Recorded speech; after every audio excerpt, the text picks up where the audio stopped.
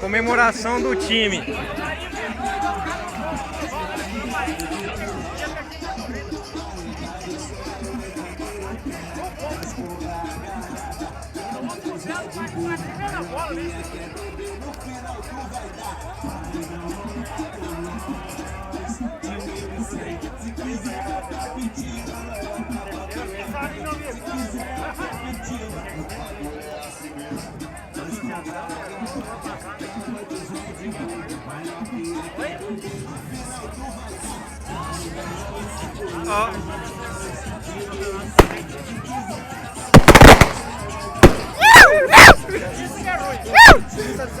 Isso aí que é ruim.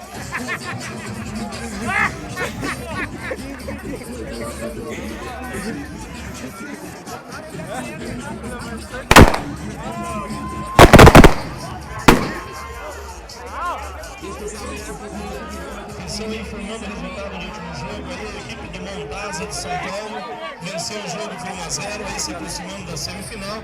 E a gente gostaria de agradecer em nome de toda a comissão organizadora, da equipe do Montaza, Faz nada errado.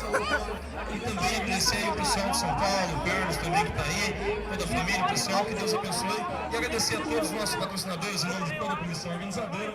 E parabenizar também as pessoas